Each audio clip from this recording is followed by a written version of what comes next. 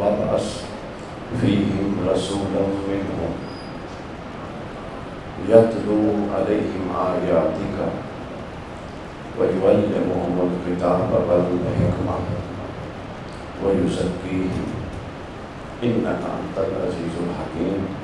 صدق اللہ مولانا العظیم۔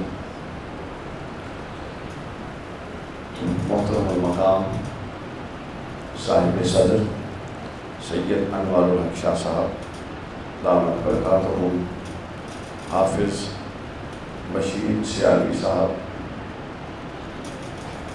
صدر کمیٹی جامع مسجد حاضہ ڈاکٹر ارشد صدیق صاحب، جملہ عہدیداران مسجد کمیٹی حاضہ، ہمارے معزز برادران، ہمارے بڑے بھائی فضلائے بیرا شریف، فیض یافتگان حضور ضیاء الامت پیر کرم شاہ صاحب رحمۃ اللہ تعالیٰ علیہ،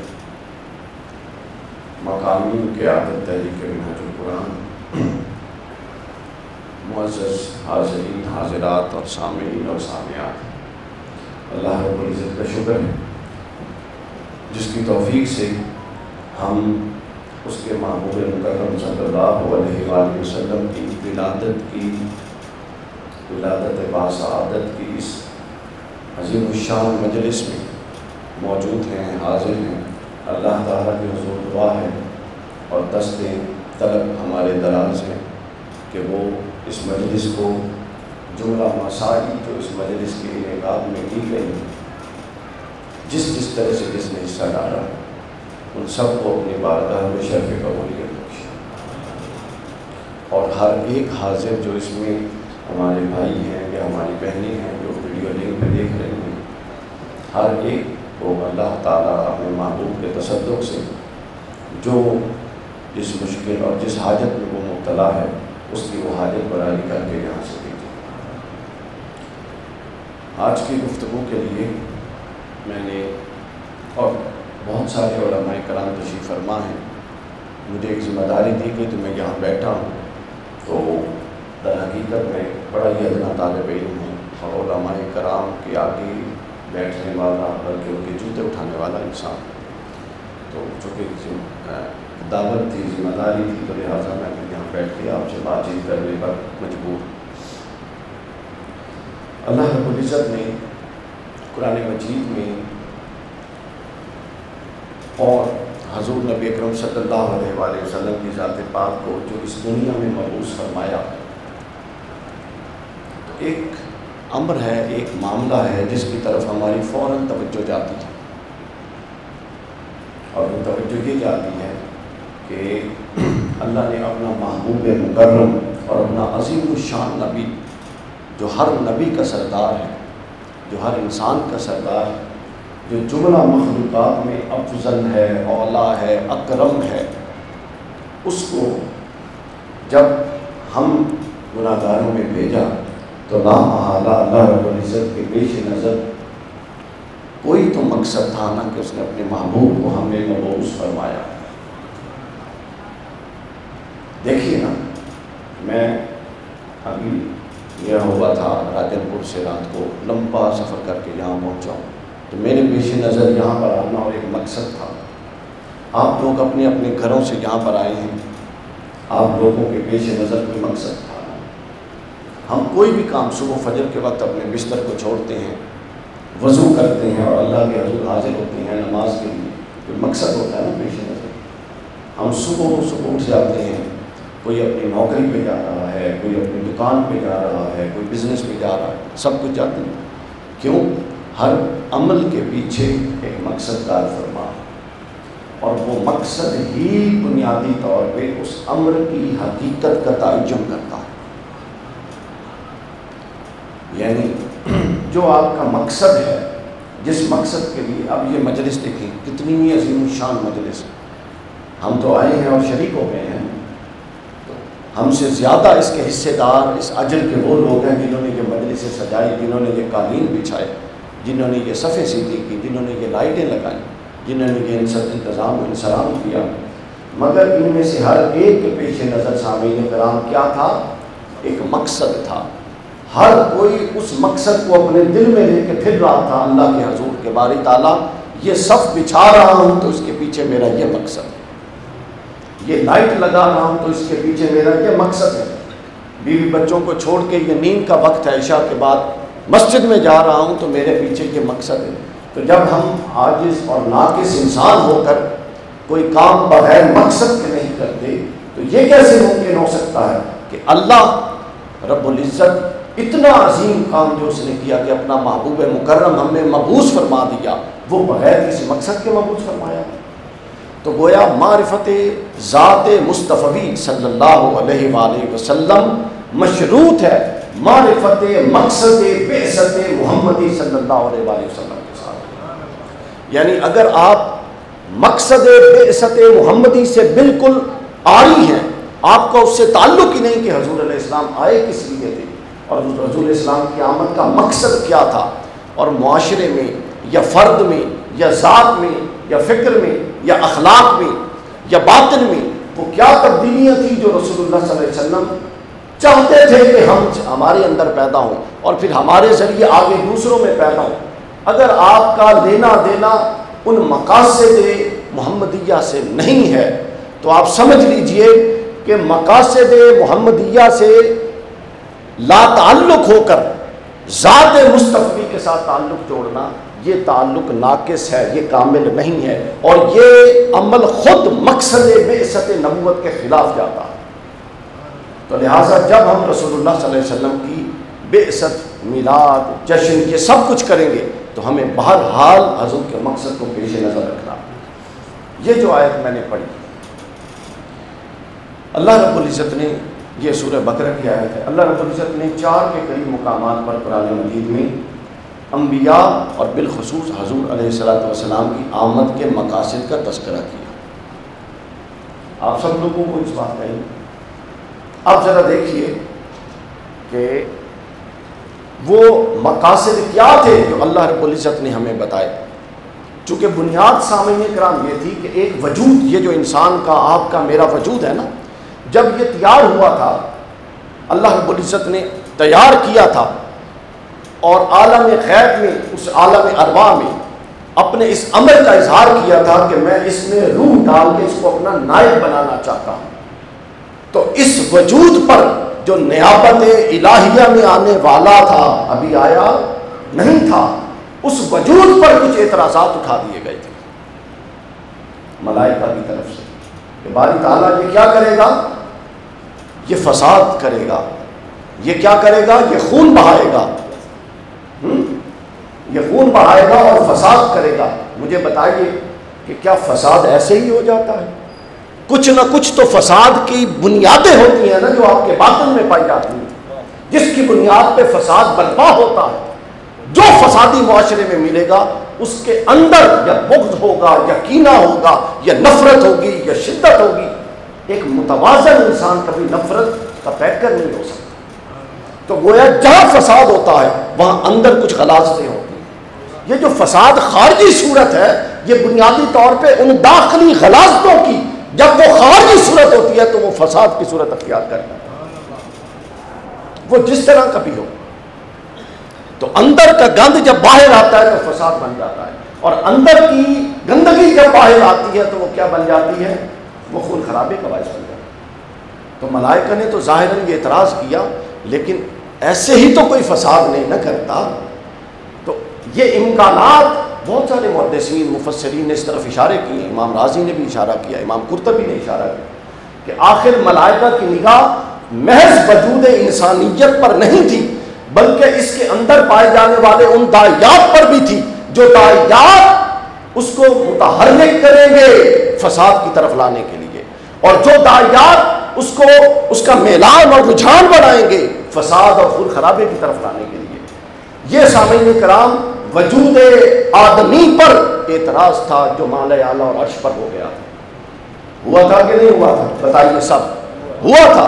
اب اللہ کا امر یہ ہوا کہ اللہ رب العزت نے فرشتوں کو یہ کہہ کے چپ کروا دیا کہ جو میں جانتا ہوں وہ تم نہیں جانتے، تم ہر شے نہیں جانتے، تم اتنا جانتے ہو جتنا میں نے تمہیں بتایا ہے۔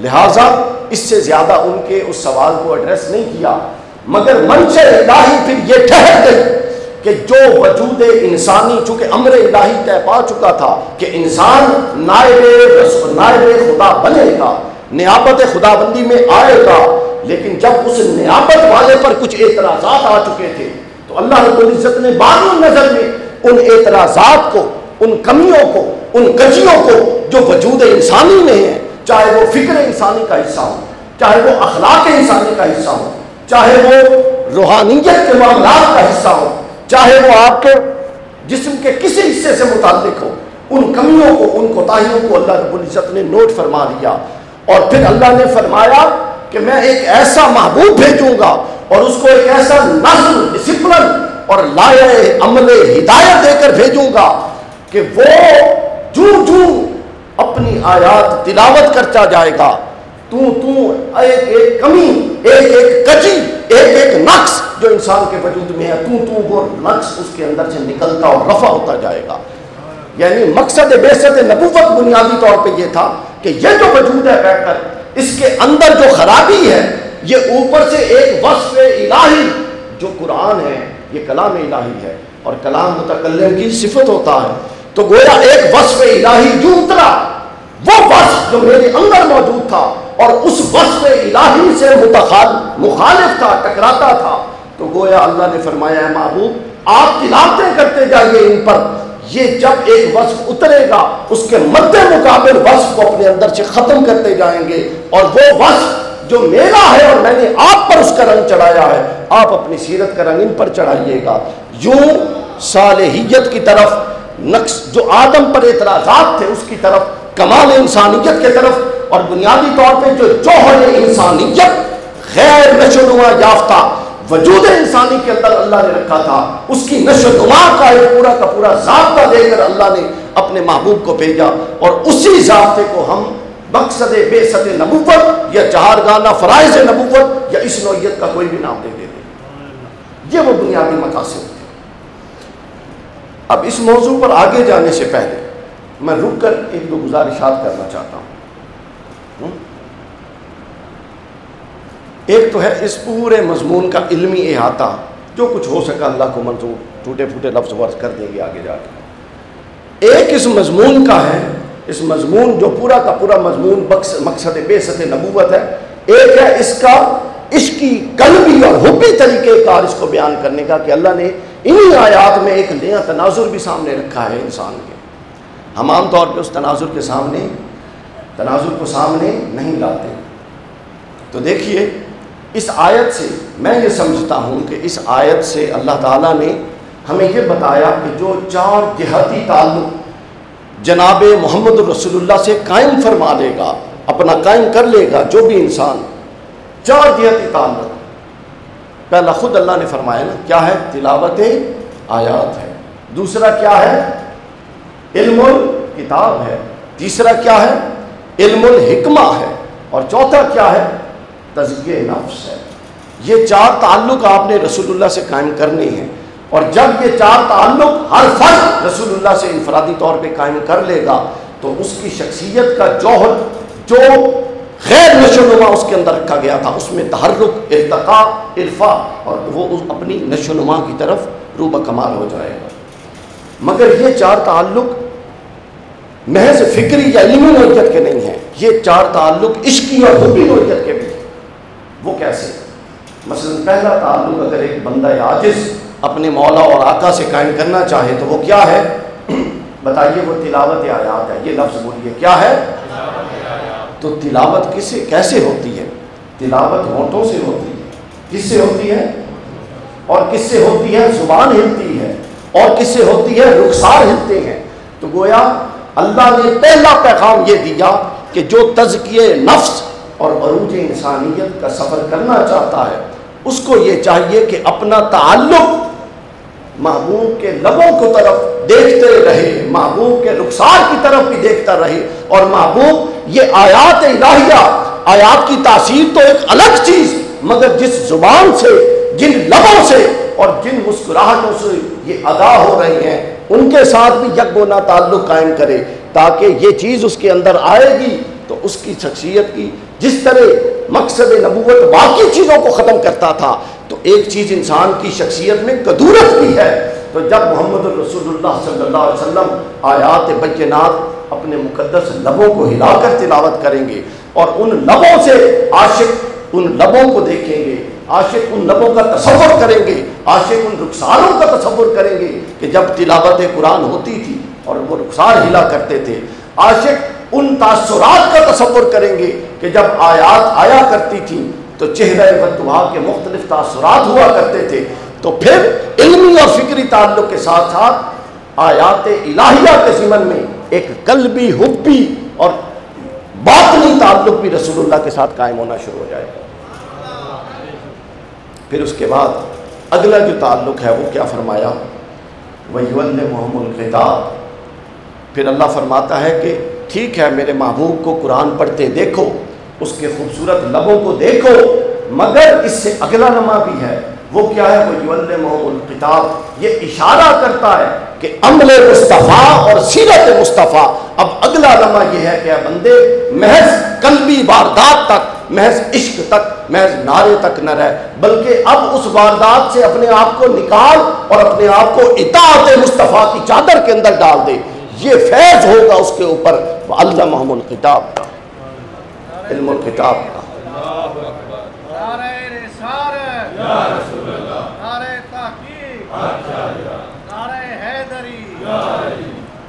پھر اس کے بعد اگلا تیسرا تعلق علم الحکمہ.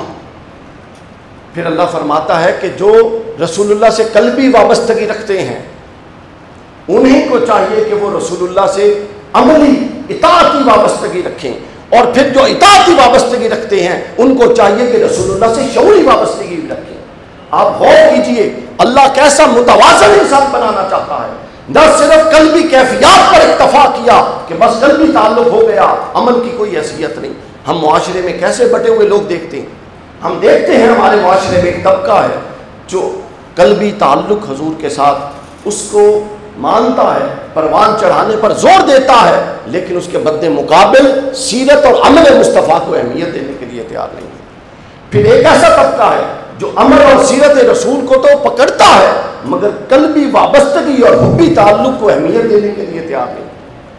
پھر ایک ایسا طبقہ بھی ہے جو کہتا ہے کہ یہ نماز روزہ یہ قلبی تعلق کیا ہوتے ہیں, انٹلیکچوئل بس مذہب کی جو ریزننگ ہے, جو لاجیکل انٹرپریٹیشن ہے, اگر آپ کو وہ سمجھ آ گئی تو بس یہی سب کچھ ہے, وہ باقی دو کا انکار کرتا ہے. پھر ایک تیسرا طبقہ ہے جو اپنے آپ کو ترک دنیا کر کے نہ ظاہری تعلق نہ باطنی تعلق اور راہبانیت میں آ کر تزکیہ نفس کے پیچھے چلتا ہے. اللہ نے ان تمام جزوی تصورات دین کا رد کر دیا اور فرمایا کہ میرا محبوب تمہاری شخصیتوں کو جزوی سانچوں میں ڈالنے کے لیے نہیں آیا تھا, غیر متوازن بنانے کے لیے نہیں آیا تھا, بلکہ وہ اس لیے آیا تھا کہ تمہارا تعلق بالرسول آیات تلاوت آیات کے ذریعے تعلق عشقی بھی قائم ہو, علم کتاب کے ذریعے تعلق اطاعت اور تعلق عملی بھی قائم ہو, تزکیہ نفس کے ذریعے تعلق باطن بھی قائم ہو, اور علم الحکمت کے ذریعے تعلق شعوری بھی قائم ہو. گویا کہ رسول اللہ سے یہ چار تعلق جو شخص قائم کرے گا وہ فکری رہنمائی بھی رسول اللہ سے لے رہا ہوگا, وہ عملی اور اطاعت کی رہنمائی بھی رسول اللہ سے لے رہا ہوگا, وہ تزکیہ نفس اور تزکیہ باطن کے حوالے سے بھی رسول اللہ کی بارگاہ میں اپنا دامن دراز کیے ہوئے ہوگا, اور وہ قلبی حبی اور عشقی واردات بھی رسول اللہ کے ساتھ جوڑے ہوئے ہوگا. وہ شخص معاشرے میں ایک متوازن حیثیت کے طور پہ, متوازن ہستی کے طور پہ سامنے آئے گا, اور وہی وہ فکر ہے جو آج ہمیں چاہیے. ہمیں ایسے افراد چاہیے جو ان سب کا مجموعہ ہو, جن کی شعوری سطح بھی مناسب ہو, جن کا کردار بھی کردار مصطفیٰ کا آئینہ دار ہو, جن کا اخلاق بھی بغض حسد نفرت اور کدورتوں سے پاک ہو, اور ان کا اور شائستہ ہو, اور جناب ان کا جو شعوری سطح ہے وہ بھی ایک عام سطح سے اٹھی ہوئی ہو. یہ وہ ایک کلائمیکس ہے انسانیت کا جو اللہ اور اللہ کا رسول چاہتا ہے, اور یہ وہ چار چیزیں ہیں جن کے ذریعے اللہ کے رسول جوہر انسانیت کو پروان چڑھانا چاہتے ہیں. ان چار چیزوں کے ذریعے جوہر انسانیت کو پروان چڑھانا چاہتے ہیں.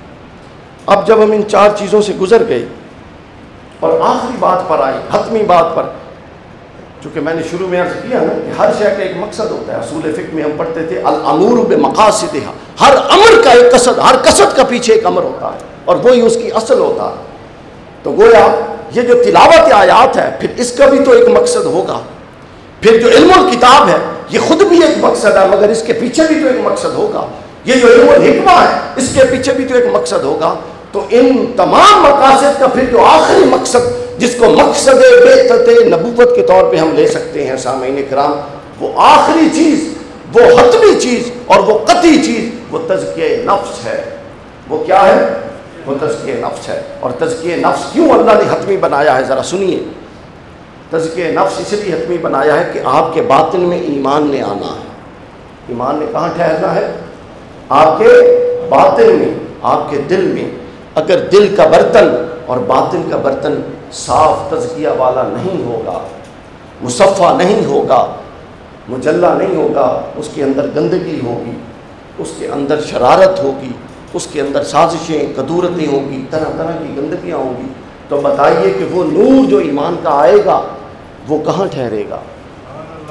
آپ تو ایک گندے برتن میں دودھ بھی نہیں لیتے، تو آپ اپنے رب سے یہ گمان کرتے ہیں کہ وہ ایک گندے برتن میں اپنے ایمان کا نور، اپنے محبوب کی محبت کا نور ٹھکا دے گا اور اس کو روک دے گا. یہ کیسے ممکن ہے؟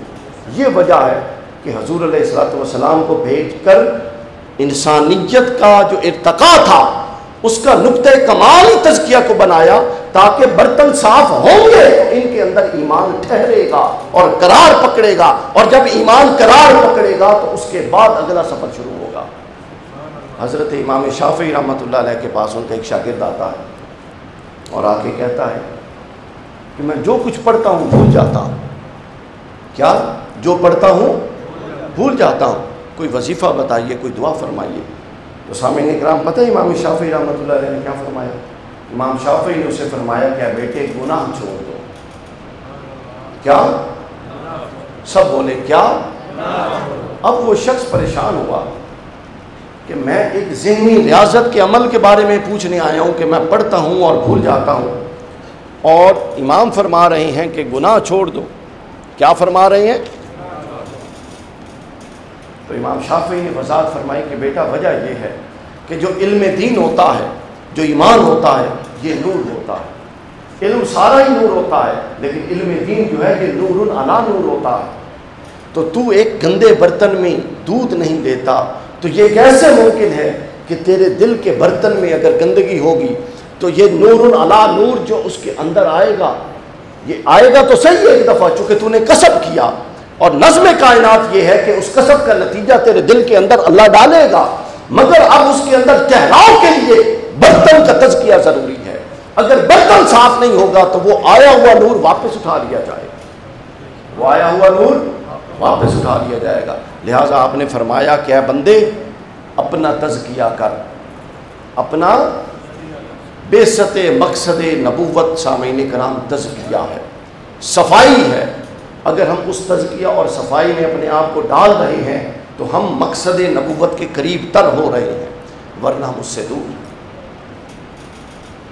حضرت امام غزالی رحمۃ اللہ تعالیٰ علیہ نے اس موضوع کو اتنے خطرناک پیرائے میں ڈسکس کیا کہ جب اس کو پڑھتے ہیں تو بندہ بعض اوقات لرز جاتا ہے. احیاء العلوم کے 10ویں باب الامر بالمعروف کے باب میں اس کو بیان فرمایا. انہوں نے تزکیہ کی ڈیفینیشن تھوڑی اور براڈر کر دی، لیکن ہم بنیادی خلاصے پر بات کر رہے ہیں. امام غزالی پتہ کیا فرماتے ہیں؟ امام غزالی علیہ رحمہ فرماتے ہیں، اب ہم اپنے موضوع کو آگے بڑھا رہے ہیں، اگلے قدم میں منتقل کر رہے ہیں. امام غزالی فرماتے ہیں کہ رسول اللہ کو اس لیے مبعوث کیا گیا کہ ان کی آمد کے بعد لوگ اپنا تزکیہ کریں. اور تزکیہ کب ہوگا؟ جب ماحول سے گندگیوں کو صاف کیا جائے گا. اس کو وہ امر بالمعروف کہتے ہیں، نیکیوں کا حکم دیا جائے گا اور گندگیوں کو صاف کیا جائے گا، نہی عن المنکر کی جائے گی، یہ سب کچھ کیا جائے گا. وہ کہتے ہیں یہ مقصد بعثت نبوت ہے. آگے خطرناک بات کی امام غزالی فرماتے ہیں کہ جس قوم میں، جس قبیلے میں، جس علاقے میں مقصد بعثت نبوت فوت ہو جاتا ہے خدا نخواستہ، یعنی وہاں کے لوگ بے شک زبانی تعلق بالرسول کے جتنے مرضی لاغ لیں، اگر وہ عملی طور پہ اور حقیقی طور پہ بعثت کے مقصد کہ وہ جو تزکیہ باطن ہے، تزکیہ شخصیات ہے، شخصیات کو پروان چڑھانا ہے. چونکہ آپ شخصیات پروان چڑھائیں گے تو معاشرے میں ایسے لوگ آئیں گے، پھر معاشرے میں کئی آئیں گے تو پھر اور بڑی سوسائٹی ایسے لوگوں کی بنے گی. اور قرآن کے آدھے سے زیادہ احکام معاشرے میں نفاذ کے لیے ابھی تک معطل پڑے ہیں، چونکہ ہم وہ معاشرہ تشکیل نہیں دے سکے جہاں پر قرآن کے وہ احکام نافذ ہو سکے. اس کی وجہ یہ ہے کہ ہم چونکہ مقصد بعثت نبوت سے دور ہیں اور ہم ایسے لوگوں کے ہاتھوں میں چڑھ گئے ہیں جن کا اپنا تصور دین ناقص ہے. وہ انفرادی اصلاح کو نجات سمجھے ہوئے ہیں، جبکہ انفرادی اصلاح ایک ذریعہ تھا جس کے ذریعے پہلے انفرادی طور پہ بندہ صاف ہو، پھر وہ صاف معاشرے میں اترے، وہ معاشرے کو صاف کرے. کیا قرآن کی آیت نہیں ہے کہ چور کے ہاتھ کاٹو؟ ہمارے معاشرے میں کاٹے جا رہے ہیں. آپ نے کبھی پوچھا ہے؟ یہ تو ہم بڑے قصے سناتے ہیں کہ قبر میں رسول اللہ نے شفاعت کر دینی ہے. کبھی یہ سوچا ہے کہ قبر میں اگر رسول اللہ نے گریبان پکڑ لیا اور کہا کہ میرا آدھا قرآن معطل پڑا تھا تاکہ ایسا معاشرہ بنایا جائے جس میں یہ پورا نافذ ہو اور تو میرے نعرے لگاتا رہے، وہ کب جا کے ہم اس معاشرے کی طرف چلیں گے؟ وہ معاشرہ سامعین کرام تب تشکیل پائے گا جب مقصد بعثت کے پاس جائیں گے. قرآن نے زانی کی سزا بیان کی. ہمارے ہاں کسی زانی کو سزا دی جاتی ہے؟ تو اگر اللہ نے اس بات پر گرفت کر لی، رسول اللہ نے قبر میں گرفت کر لی، تو ہے کسی کے پاس جواب؟ ہر شے کا ایک مقصد ہے. ان مجالس کا بھی مقصد رکھیے کہ اس کے بعد ہم نے اپنا تزکیہ کرنا. اگر تزکیہ ان افراد سے معاشروں میں منتقل نہیں ہو رہا تو ہم مقصد قرآنی سے نہ صرف دور ہیں بلکہ اس کی متضاد سمت میں جا رہے ہیں. میں آپ کو اگر صرف اس موضوع پر بات کروں کہ کتنے قرآنی احکام ہیں جو آج وہ معاشرہ جہاں میں بیٹھ کے خطاب کر رہا ہوں اور آپ سن رہے ہیں، پاکستان کا معاشرہ، وہاں قرآن کیسا مظلوم ہے کہ قرآن کے کتنے احکام نافذ نہیں ہو رہے اور ہم قرآن کو سروں پہ رکھ کے سمجھتے ہیں کہ ہم نے قرآن کا حق ادا کر دیا. علامہ نے اسی کو کہا تھا کہ ناداں کو جو ہے ہند میں سجدے کی اجازت، ناداں یہ سمجھتا ہے کہ اسلام ہے آزاد.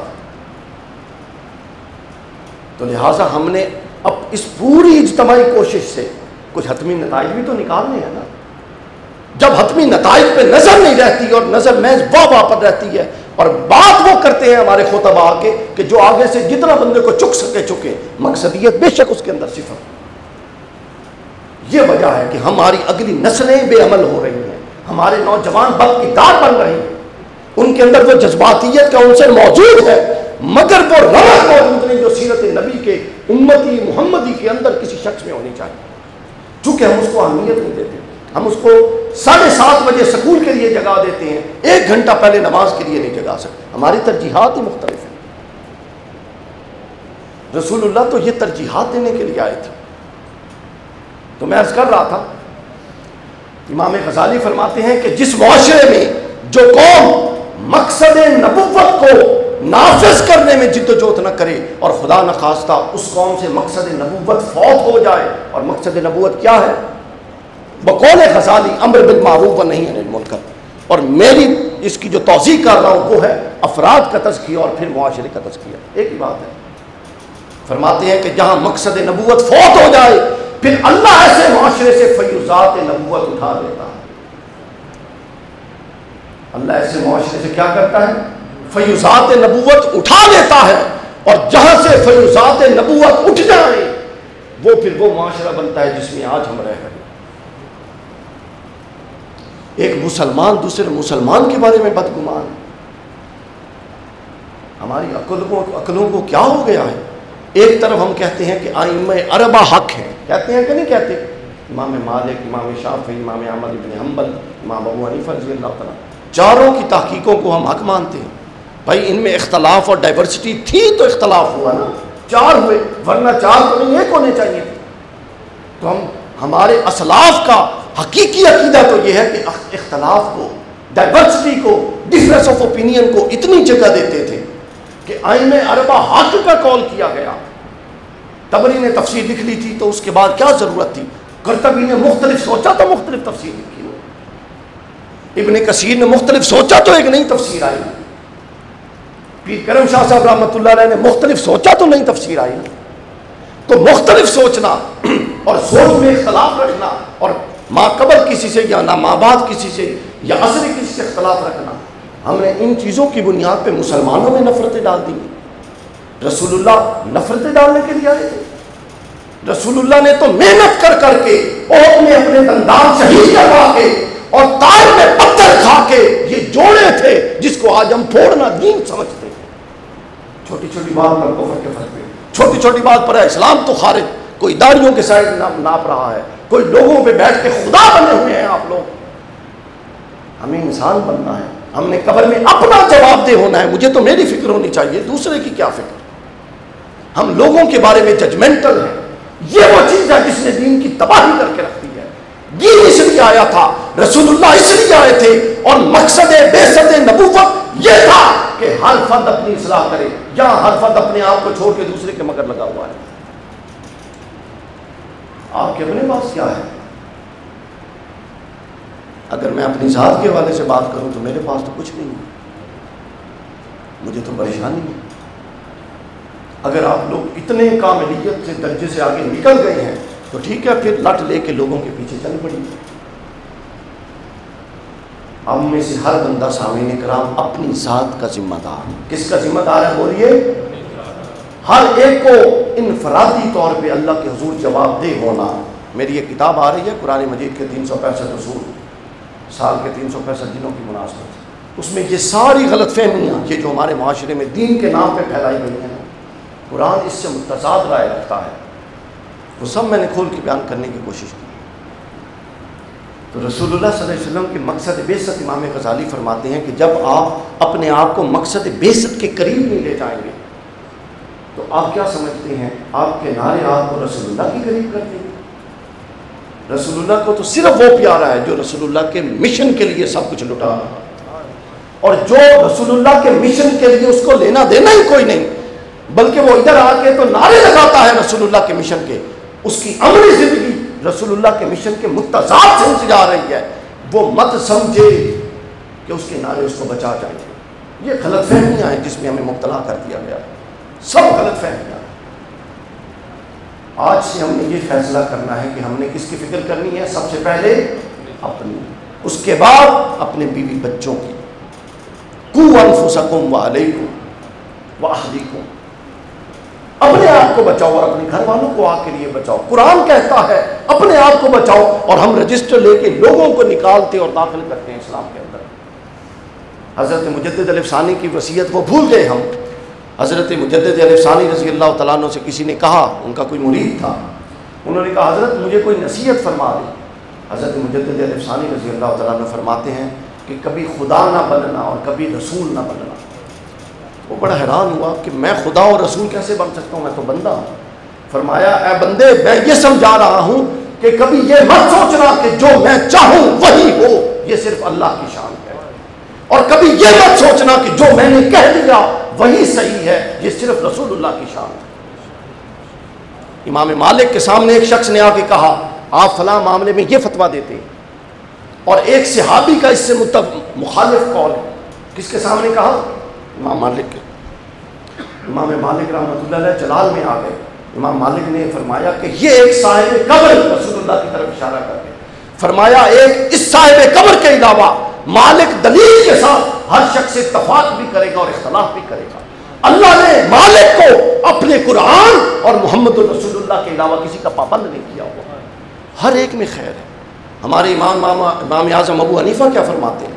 وہ فرماتے ہیں میرا ہر قول درست ہے غلطی کے احتمال کے ساتھ، اور میرے مد مخالف کا ہر قول غلط ہے درستگی کے احتمال کے ساتھ۔ پوچھئے امام شافعی سے کہ جن کی فقہ میں رفع یدین ہے نماز کا، لیکن جب قبر ابو حنیفہ پہ جاتے ہیں تو رفع یدین کیوں نہیں کرتے؟ ہمارے اندر سے یہ قدر ہی ختم ہو گئی ہے، ہم ایک ایسے ماحول میں ڈال دیے گئے ہیں۔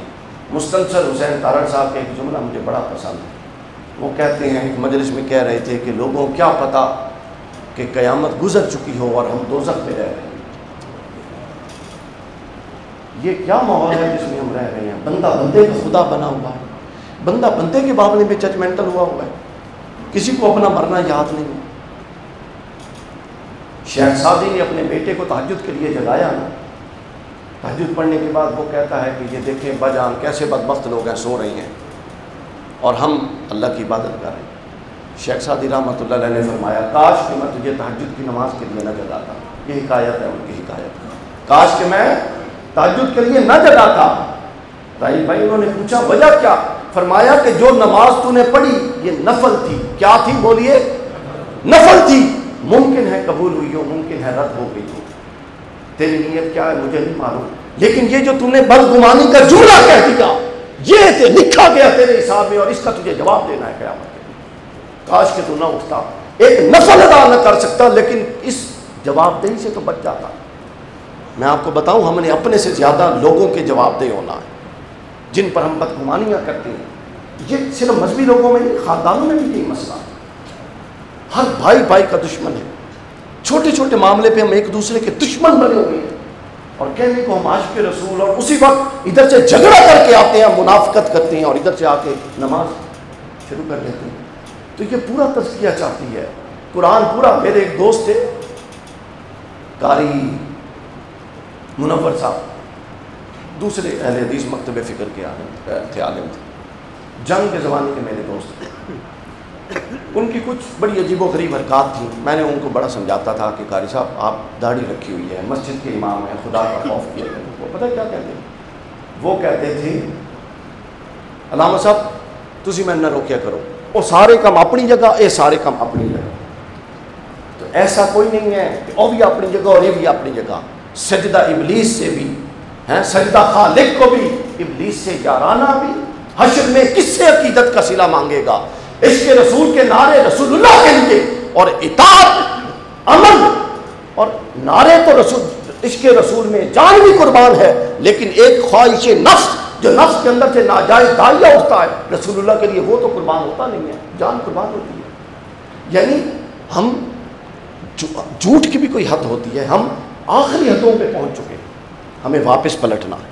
جب ہم واپس آئیں گے تو ہم حضور کے مقصد سے جڑیں گے اور حضور اسی کو قبول کریں گے جو حضور کے مقصد سے جڑا ہوا۔ ابو بکر صدیق حضور کے مقصد سے جڑے تھے، سیدنا عمر حضور کے مقصد سے جڑے تھے، آل رسول رسول کے مقصد سے جڑے تھے۔ تو میں عرض کر رہا تھا امام غزالی کی بات، وہ فرماتے ہیں کہ جہاں سے مقصد نبوت فوت ہو جائے وہاں سے فیوزات نبوت اٹھ جاتے ہیں، اور پھر وہ فرماتے ہیں کہ جہاں سے فیوزات نبوت اٹھ جائیں وہاں پھر اہل اسلام کا سب سے اہم ترین فریضہ یہ ہوتا ہے کہ وہ باقی سب کچھ چھوڑ کے مقصد نبوت کو زندہ کرنے پہ لگ جائیں، باقی کام چھوڑ دیں، تاکہ وہ قدریں زندہ ہوں جو قدریں رسول اللہ لائے تھے، جن قدروں پر پھر خلافت راشدہ میں ایک پورا اس بنیاد پر جو رسول اللہ نے بنیادیں رکھی تھی، خلافت راشدہ نے محل بنا دیا تھا، اس محل کو پھر ملوکیت نے ڈھا دیا اور پھر وہ آج تک نہیں بن سکا۔ ہم نے اس کے اندر چاہے ایک اینٹ بھی رکھ سکے، اپنی اینٹ تو رکھنی ہے نا بھائی۔ تو امام غزالی علیہ الرحمہ نے اگلی بات اس میں یہ کہ امام غزالی فرماتے ہیں کہ یہ کام ہے کرنے کا، اب جو یہ کام کرے گا، کیا خوب بات فرماتے ہیں، اللہ اب صرف ان لوگوں کو ممتاز کرے گا جو باقی چیزوں سے چھوڑ کے کہ وہ کیا کہتا ہے، وہ کیا کہتا ہے، اس کا کیا حال ہے، اس پر کیا فتویٰ لگانا ہے، ان سے نکل کے مقصد نبوت کو زندہ کریں گے، اللہ ان کو دیگر لوگوں میں ممتاز کرتا چلا جائے گا۔ اللہ اکبر، نعرہ رسالت، یا رسول اللہ، آمد مصطفیٰ، مرحبا مرحبا، آمد مصطفیٰ، مرحبا مرحبا، اللہ ان کو ممتاز کرتا چلا جائے۔ آپ نے کبھی پلٹ کے میدان کربلا میں دیکھا ہے کہ امام حسین کس لیے آئے تھے؟ امام حسین علیہ السلام نے جب دیکھا کہ مقاصد نبوت معدوم کیے جا رہے ہیں، وہ قدریں، یہ خود مستدرک للحاکم میں سیدنا ابو ہریرہ کی روایت اور کتاب الفتن میں امام حماد کی روایت، امام حسین کے کچھ خطبات ہیں اس کے اندر۔ امام حسین نے فرمایا کہ جب یہ قدریں، خلاصہ بتا رہا ہوں، جب یہ قدریں، وہ قدریں جو رسول اللہ لائے تھے وہ مٹ رہی تھی، وہ اخلاقیات جو رسول اللہ لائے تھے وہ مٹ رہے تھے، وہ نظام عدل جو رسول اللہ لائے تھے وہ مٹ رہا تھا۔ فرماتے ہیں امام حسین کہ لوگوں میں اس وقت تک تلوار اٹھا کے میدان میں نہیں نکلا جب تک نظام عدل کا ہماری ریاست اسلامی ریاست میں یہ عالم نہیں ہو گیا کہ گواہی بندے کو دیکھ کر دی جاتی، اگر طاقتور ہوتا تو اس کے حق میں دی جاتی، اگر کمزور ہوتا تو اس کے خلاف دے دی جاتی۔ امام حسین فرماتے ہیں جب میں نے یہ دیکھ لیا کہ نظام عدل تہو بالا ہو چکا ہے، بس میں تلوار لے کے میدان میں آ گیا۔ جب میں نے دیکھ لیا کہ اخلاقی قدریں زمین بوس ہو چکی ہیں تو میں تلوار لے کے میدان عمل میں آ گیا۔ ہم یہ دیکھ رہے ہیں کہ قدریں زمین بوس ہو رہی ہیں، ہمیں بھی میدان عمل میں آنا ہے، لیکن ایک مختلف اسٹریٹجی سے آنا ہے۔ اور جو آئے ہوئے ہیں، ہم خود انڈیویجول نہیں آ سکتے، تو جو آئے ہوئے ہیں ہم نے پھر ان کا مددگار بننا ہے۔ ہم نے آپس میں ڈفرینس آف اوپینین ہوتا ہے، میں نے بتایا پورا اختلاف بھرا پڑا ہے، آپ صرف ہدایہ اٹھا کے پڑھ لیں، صرف ہدایہ۔ ہر 5ویں 6ٹھی لائن پہ امام اعظم ابو حنیفہ کا ایک قول ہے، امام ابو یوسف کا اگلا قول ہے، امام محمد بن حسن شیبانی کا ایک قول ہے، اور ان تینوں میں سے کسی ایک کے قول کو مفتہ نہیں کہا گیا۔ پھر آگے جائیں پھر ایک اور قول، یعنی ایک ایک بات پر ہمارے امام ایسے عظیم سوچتے تھے، اور ہم نے ہر چیز میں نٹ کو ٹائٹ کر کے رکھ دیا ہے۔ یہ اس دائرے سے باہر گیا تو یہ سنی تو خارج، یہ اس دائرے سے باہر گیا یہ سنیت سے خارج، تو لہٰذا ان چیزوں سے ہمیں اب نکلنا۔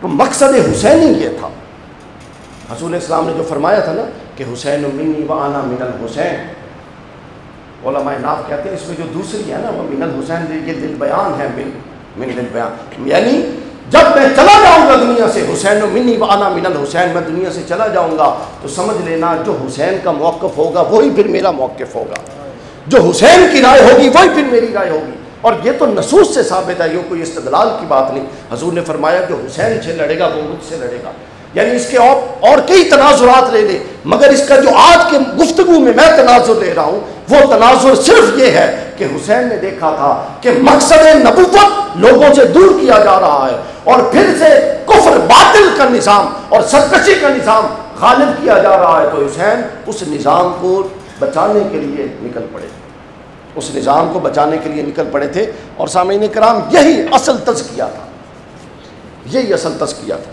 اگر آپ لوگوں کے نزدیک تزکیہ یہ ہو، مثال کے طور پہ اگر تزکیہ کی جس طرح ہمارے یہاں بالکل محدود صرف صفائے باطن، گناہوں سے بچنا، اکیلے رہنا، تو کیا امام حسین آپ امام حسین سے زیادہ دین کا شعور رکھتے ہیں؟ وہ حج کو چھوڑ کر احرام کھول کر دیں گے۔ بعض روایات میں کہ ہر روز 1000 نوافل پڑھتے تھے، یہ چلے کم و بیش جتنے بھی کثیر عبادت کرنے والے، وہ ان نوافل، ظاہر ہے سفر کی صعوبتوں میں تو نماز بھی عادی ہو جاتی ہے، نفل کیسے اتنے پڑھے جا سکتے؟ تو گویا تصور دین کو سمجھیے، ہم نے دین کی حیت اصلیہ کو قائم رکھنے کی کوشش کرنی ہے، اور یہی حضور کی آمد کا مقصد تھا۔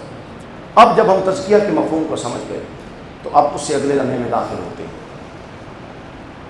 تزکیہ کی اقسام کتنی ہیں، ہم نے کس کس شے کا تزکیہ کرنا ہے؟ سامعین کرام سب سے پہلے ہم نے عقیدے کا تزکیہ کرنا ہے۔ آپ اوپر سے چلے، یہ وجود انسانی ہے نا، یہ سامنے اگر انسان کھڑا ہو تو سب سے پہلے اس کا سر آتا ہے، اور اس کے سر میں کیا ہے؟ دماغ ہے۔ کیا ہے؟ تو سب سے پہلے آپ نے تزکیہ کس چیز کا کرنا ہے؟ اپنے عقیدے کا کرنا ہے، یا فکر کا کہہ لیں، یا جو مرضی کہیں۔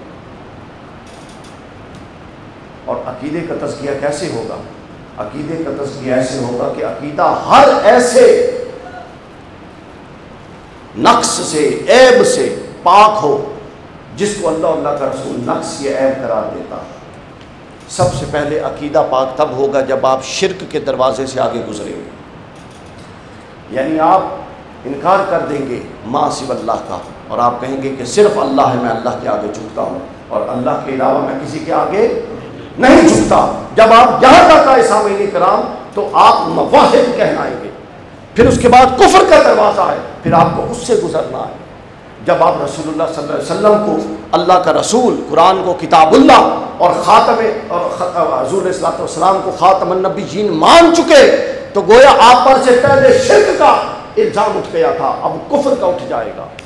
اب کفر کا، یعنی آپ نے تزکیہ فکر کر دیا اور تزکیہ عقیدہ کرنا ہے، لیکن ابھی بھی ایک امکان باقی ہے کہ کہیں دل میں نفاق نہ ہو، تو اس کے لیے اللہ نے اہل بیت کا ایک اور دروازہ رکھا اور فرمایا پہلے شرک سے گزرے ہو، مواحد بنے ہو، پھر رسالت سے گزرے ہو، مسلمان بنے ہو، لہٰذا اب ظاہر میں تو پورا مسلمان ہے لیکن باطن میں تو نفاق ہو سکتا ہے۔ مولا علی فرماتے ہیں کہ میرے ساتھ رسول اللہ نے وعدہ کیا، اے علی میں تجھ سے وعدہ کرتا ہوں کہ قیامت تک کوئی مومن تجھ سے بغض نہیں رکھے گا اور کوئی منافق تجھ سے محبت نہیں رکھے گا. لہٰذا آپ نے شرک کا دروازہ بھی بند کرنا ہے, توحید, اس کے بعد کفر کا دروازہ بھی بند کرنا ہے, اور اس کے بعد آپ نے نفاق کا دروازہ بھی بند کرنا ہے. وہ ایسے بند ہوگا کہ آپ کے دل میں اللہ بھی ہو, اللہ کا رسول بھی ہو, اور رسول کی آل بھی ہو. جب یہ تین چیزیں جمیں گی تو آپ کا عقیدہ کامل ہو جائے گا اور عقیدے کا تزکیہ ہو جائے گا. کیا ہو جائے گا؟ اور یہ خود رسول اللہ نے فرمایا, حدیث بھی ہے, یہ کوئی محض کہنے سننے کی بات نہیں ہے. اپنی اولاد کو 3 طرح کے خصال سکھاؤ, 3 خصلتوں سے مزین کرو. علماء بیٹھے ہیں, یہ حدیث ہے. کون سی خصلتیں؟ فرمایا اللہ کی محبت ان کو سکھاؤ. کیا؟ اللہ کی محبت سکھاؤ. کیوں؟ چونکہ اللہ تم پر نعمتوں کو واری واری کرتا ہے, وہ تمہارا خالق و مالک ہے, اس نے تمہیں سب کچھ دیا. پھر فرمایا پھر میری محبت اپنی اولاد کو سکھاؤ. کیا؟ میری محبت, چونکہ میں اللہ کا رسول ہوں. اور پھر فرمایا میرے قرابت کی, میری آل کی محبت اپنی اولاد کو سکھاؤ, کیونکہ وہ میرے اہل بیت ہیں. فرما یہ رہے تھے کہ جو اللہ کی محبت ہے اس کے ساتھ جب تک میری محبت نہ جڑے وہ اللہ کے ہاں مقبول نہیں, اور جو میری محبت ہے اس کے ساتھ جب تک علی و فاطمہ کی محبت نہ جڑے وہ میری بارگاہ میں مقبول نہیں. تو لہٰذا اگر محبتوں کا مقبول سلسلہ بنانا ہے تو وہ اس طریق پر قائم کرو, تمہارا عقیدہ تزکیہ پا جائے. اور آج ہم اس مرض کا بھی شکار ہیں ناسمجھ. اللہ تعالیٰ ہمیں محفوظ رکھے. اس کے بعد ہم نے اگلی بات عمل کا تزکیہ. اس کے بعد دیکھیں نا, آپ اوپر انسان کے وجود پر غور کریں تو آپ کا یہ ذہن ہے, فکر ہے, اس کے بعد نیچے اترے تو آپ کا باقی وجود آتا ہے. مقصد بعثت کا اگلا عمل یہ ہے کہ جب آپ کے فکر پاک ہو جائے تو پھر آپ کیا کریں؟ عمل کو بھی پاک کریں. یعنی رسول اللہ ہمارے لیے ایک مثال دے رہا ہوں, رسول اللہ ہمارے لیے ایک سائبان ہے, روشن سائبان. فکر پاک تب ہوگی جب اپنی فکر کو رسول اللہ کی فکر کے نیچے لٹا دو گے. عمل پاک تب ہوگا جب اپنے عمل کو رسول اللہ کی سیرت کے نیچے یوں تسلل کے ساتھ بچھا دو گے. اخلاق پاک تب ہوگا جب اپنے اخلاق کو خلق محمدی میں ضم کر دو گے. اور روح پاک تب ہوگی جب اپنے قلب و باطن میں اللہ اور اس کے رسول کو بٹھا دو گے. اس کے بعد عمل کی بات آتی ہے, اور رسول اللہ نے صراحتاً فرمایا من اطاعنی فقد اطاع اللہ, جس نے میری اطاعت کی اس نے اللہ, ومن عصانی فقد عصى اللہ, اور جس نے میری نافرمانی کی پس وہ اللہ کی نافرمانی کر چکا. چونکہ اللہ کی نہ الگ سے اطاعت ہے نہ الگ سے نافرمانی ہے. آپ میں سے کسی کے پاس تو اللہ آیا نہیں ہے کہ میری اطاعت کرو. ہم نے تو اللہ کو بھی رسول اللہ کے کہنے پر پہچانا ہے. لہٰذا رسول اللہ نے آ کر کہا کہ اللہ ہے, ہم نے مان لیا. پھر اللہ نے کہا کہ وما ينطق عن الهوى ان هو الا وحی یوحی, یہ بولتا بھی نہیں جب تک میں اس کو حکم نہ دوں. اور فرمایا جو یہ دے بس اس کو لے لو, سوال جواب نہ کرو, اور جس سے میرا محبوب روکے اس سے رک جاؤ. وہ کیسا عشق رسول کہ کہنے کو تو نعرے ہی نعرے ہیں, رسول کہتے ہیں کہ جھوٹ نہ بولو, ہمارے اندر جھوٹ ہے.